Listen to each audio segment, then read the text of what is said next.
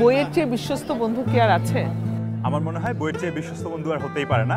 এই কারণেই যে যখন আমরা খুব কষ্টে থাকি তখন আমাদের পাশে কেউ থাকে না, কিন্তু তখন কিন্তু ঠিকই বইটা থেকে যায়, বই আমাদের সঙ্গ দেয়। তার কারণে আমার মনে হয় যে book is the best friend. বলা হয়ে থাকে যে অন্তত ৭,০০০ বই না থাকলে জীবনটা অচল। আমি একটু জানতে চাই ইউসুফ মুন্নার জীবন কতটা সচল নাকি অচল? আছে ৭,০০০ বই? আমার ৬০,০০০ নেই, তবে ৬০০ আছে, যার কারণে বোধহয় আমার জীবনটা একটু ধুকে ধুকে আগাচ্ছে আর কি। আমি চাই যে কোনো একদিন হয়তো আমার ৬০,০০০ বই হবে, তখন আমি খুব সুন্দর স্মুথ একটা লাইফ লিড করতে পারবো। আমরা ওটাই চাই। বই নিয়ে কথা হচ্ছিল, বই নিয়ে কথা হবে। আপনারা দেখছেন কমিউনিটি ব্যাংক নিবেদিত আমার প্রিয় বই। আর আজ আমার প্রিয় বই মেক ইউর বেড।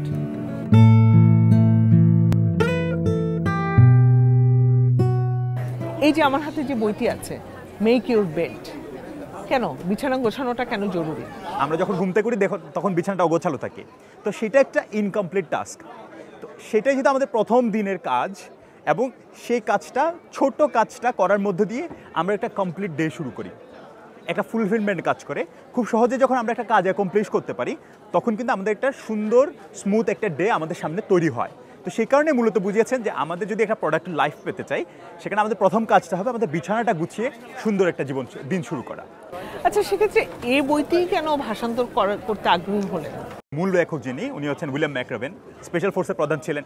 তো উনি সাধারণ একজন ট্রুপ থেকে শুরু করে স্পেশাল ফোর্সের প্রধান হওয়া পর্যন্ত ওনার জীবনে কিন্তু অনেকগুলো ঘটনা ঘটেছে, তাই না?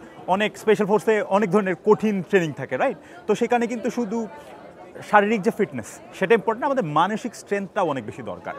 তো আমাদের প্রত্যেকের জীবনের দিকে যদি তাকাই, তাহলে আমাদের ফিজিক্যাল ফিটনেস হতে থাকতে পারে, মেন্টাল ফিটনেস আমাদের অনেকে থাকে না।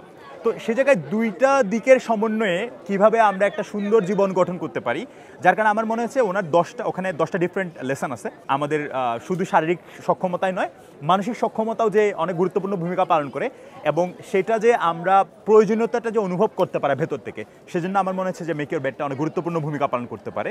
উৎসর্গপত্রটা দেখছিলাম, আপনি উৎসর্গ করেছেন খোকা মামা আর বড় মামাকে।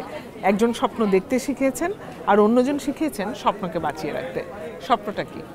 স্বপ্নে যাওয়ার আগে আমার মনে একটু কনটেক্সট দেওয়া প্রয়োজন। আমার জন্ম এবং বেড়ে ওঠা মাতারবাড়ির নামের একটা ছোট্ট দ্বীপে।